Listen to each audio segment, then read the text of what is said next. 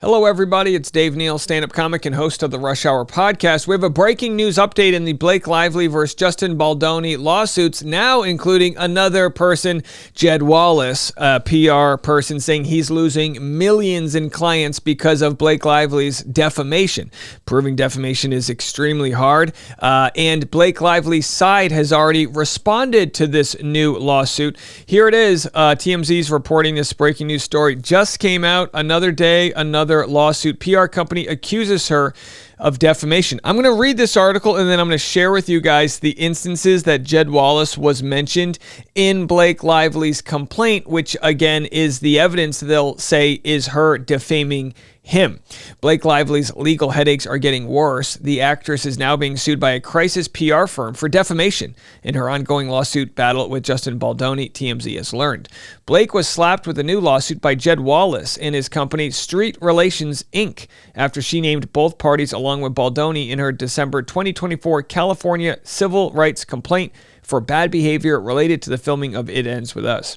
Wallace accuses Blake of falsely lumping his firm into the allegations she made against Baldoni and then sending the information to various media outlets, including Elle magazine.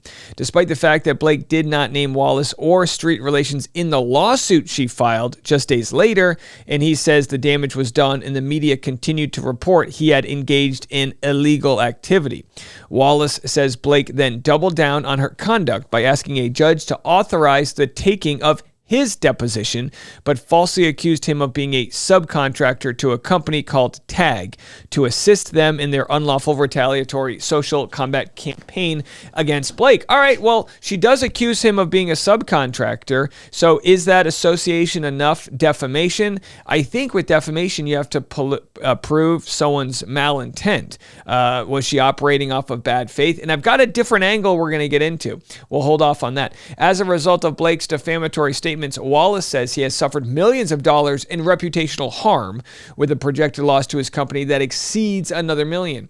Blake's legal team calls bullshits on the lawsuit, telling TMZ another day, another state, another 9-figure lawsuit seeking to sue Miss Lively into oblivion for speaking out against sexual harassment and retaliation. Now, that's some spin. It might not be that it's retaliatory. It might be that they believe that they've been falsely. And again, these lawsuits sometimes get thrown out, but if they can show the judge there's evidence like, hey, she's defaming me, we had nothing to do with this, we had nothing to do with her claims, then there might be something there. So Blake's legal team can call BS all they want, but we'll see what happens in court. Blake's lawyer adds, this is not just a publicity stunt. It is transparent retaliation in response to allegations contained within a sexual harassment and retaliation complaint that Miss Lively filed with the California Civil Rights Department. While this lawsuit will be dismissed, we are pleased that Mr. Wallace has finally emerged from the shadows and that he too will be held accountable in federal court. All right, Blake's side doubles down. They double down. So I've got all the instances from Blake's lawsuit against Justin Baldoni, her civil complaint, that is, and I'm going to read them for you guys. And the Jed Wallace will have to prove that he's not attached to this mess and that Blake's side knew that when they kind of associated him. And again, if you're a lawyer, please correct me. I could be getting this completely wrong. I'm a commentary channel. I try my best. Hit the subscribe button for breaking updates just like this, because we're actually expecting a bigger update come Friday from Blake's side, as they say new claims may come out. Here's the first of the 5 mentions of Jed Wallace. The retaliation campaign relied on more than just publicists and crisis managers spinning stories. They also retained subcontractors, including a Texas-based contractor named Jed Wallace, who weaponized a digital army around the country, from New York to Los Angeles, to create, seed, and promote content that appeared to be authentic on social media platforms and internet chat forums. The Baldoni Wayfarer team would then feed pieces of this manufactured content to unwitting reporters, making content go viral in order to influence public opinion and thereby cause an organic pile-on. Well, first, let's this idea that you can just make anything go viral is ridiculous. Every company in the world has a social media team trying to make their product go viral. That's not easy to do. Chances are, because of the thirst of audience, not getting the full story. Their conspiratorial tin hats were put on, and they did the work. I believe the response to Blake Lively was grassroots. That's where I stand at this point. I am giving myself the grace to change my opinion. I believe it was grassroots. People wanted to know, why did they unfollow Justin? They wanted to know all these different things. Now, is this a terrible look for Justin Baldoni that he hired a crisis PR team that was ready to pull the trigger on destroying Blake Lively? That's a bad look. But if they can argue they were just operating in self-defense, I call it the jiu-jitsu method, right? You can't be taking jiu-jitsu and be accused of assaulting somebody if you're just taking it so that you can prevent someone from assaulting you. That's what Justin Baldoni's claim is. By the way, they should use that analogy in court. I think it's a good one. Let me know what you think. But I think for them to say, yeah, no, we hired these people because we knew she was going to be coming after us, and we just wanted to be prepared if that day came. We never activated it because the audience was already doing the grassroots thing. So as far as whether or not Jed Wallace is a subcontractor, I mean, wouldn't that be easy to prove? Let's take a look at some Venmo accounts, folks. Did they pay him for any work? In which case, if TAG, the PR firm, paid Jed Wallace for work, then it's not defamation to say that he was a subcontractor. What would be defamation is if they knew that he didn't actually seed stories like they claim that he did. It's a pretty tall claim to make. Number two, Miss Nathan, the PR person's reference to Jed, is a reference to Mr. Jed Wallace, an independent contractor based in Austin, Texas, whose company, Street Relations, offers public relations and crisis management services. On information and belief, Mr. Wallace has described himself as a hired gun and claimed a proprietary formula for defining artists and trends. Mr. Wallace had worked on previous matters with Miss Nathan and was retained by TAG to perform social media services on behalf of Wayfair and Mr. Baldoni in connection with TAG's engagement. Again, he denies this. So I think that's the only mention of him. The quotation appears to reference the efforts by Mr. Wallace to seed and influence online forums on Reddit, attacking Miss Lively and defending Mr. Baldoni. Well, I got to tell you, no one's paying me. No one's paying me to talk about this other than you, the collective audience, who watches a couple advertisements, scans the QR code, which takes you to my podcast, which makes a couple cents. So again, I am not bought or paid for by any astroturfing, but I do think astroturfing does exist. I do think it exists in our country. I think insurance lobbies, astroturf. I think political parties, astroturf. I absolutely think astroturfing exists. What we've seen so far from the evidence we've seen is that Justin Baldoni's crisis PR was planning a crisis moment if Blake came out against him. I don't see a scenario in which they admit in any place to seeding these stories. Now, as we talked about, the $250 million emoji, which was left out from Blake Lively's complaint, would have shown sarcasm when the conversation happens with the bury her. So if you search bury, you'll see multiple mentions of this. Miss Nathan followed this by assuring Miss Abel, we can bury anyone, but I can't write that to him. So just by telling somebody we can bury somebody doesn't mean they did bury somebody. If I told you I could bury a body in my backyard, you can't then say, oh, Dave's guilty of murder. No, I can bury a body. Doesn't mean I won't get caught. It doesn't mean, actually I've got a lot of stone in the backyard. It would be very hard. But the point is to use the bury analogy. Just because they said they could bury Blake doesn't mean that they did. They argue Blake did that all on her own, which, by the way, if this does go to court, doesn't look good for Blake, because they're going to be hell-bent on proving how unlikable she is, right? Which in the audience, you might say, already got that. But again, it's just going to look even worse for her if they have to bring in experts to say, yeah, no, there's no evidence of astroturfing. Everyone who spoke ill will of Blake Lively actually doesn't like her. And again, they're not going to be able to subpoena Reddit.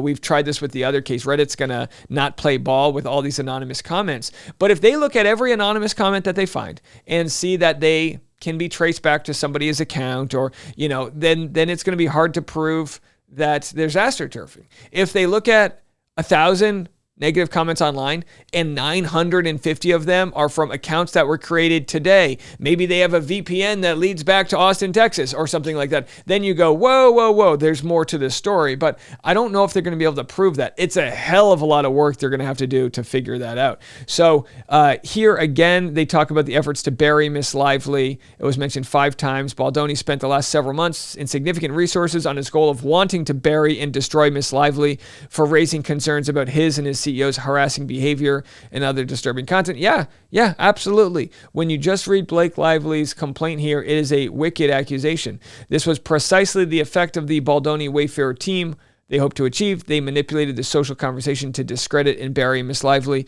in retaliation for reporting her concerns about harassment and unsafe conditions during the production of the film. And again, did Blake Lively ever even go to HR? We don't know that for sure just yet. As far as we know, the only HR complaint on the film was a sound guy who was, I guess, not hired because of ageism. Maybe he was too old. I don't know. I don't know the situation. And by too old, I mean, could he, it shouldn't matter how old you are if you're doing sound, but if you're older and you lose a job to a younger guy, that's an interesting argument. But then again, I mean, sound technicians is a very hard job. I'm not discrediting any boom operators out there, but there's a lot of competition. All right, so they finish. Defendants Nathan, Tag, and Abel, as individuals and entities that are not Miss Lively's employer, aided and abetted the discriminatory conduct of defendants It Ends With Us movie, LLC, Wayfarer, Baldoni, and Heath, including but not limited to by participating in the above described coordinated astroturfing campaign to discredit and bury Miss Lively. So they're essentially accusing Jed Wallace of astroturfing because when you're talking about seeding stories, that is astroturfing. Look, it's a great conversation to have. And now that he is suing her, my question is, will they absorb that lawsuit into these lawsuits, right? Blake sues Justin, Justin sues Blake. That's going to get melted together in a nice soup of suits, as it were. And it's all the same information, right? It's all the same story. There's just different parties to it because it's subcontractors, it's PR people, it's actors, it's their LLC, it's the producer. And because of that, I think it should, and again, this is my uneducated opinion, but I think that it should be a part of the same set of discoveries and things like that. So he'll get deposed. They'll go into his financial records to see if he's working with them, on retainer, as they claim, and whether or not he can prove he had nothing to do with the astroturfing, I guess will depend on whether she will end up having to pay him in a defamation suit. I wouldn't want to be Blake Lively right now. Put it that way. I wouldn't want to be any of these people losing work. It sounds stressful as hell, and we'll have to see. She was in the news yesterday for saying that she's like unbothered. Basically, she's totally fine. And comments we received from others were that how could you have been sexually harassed and also be totally fine?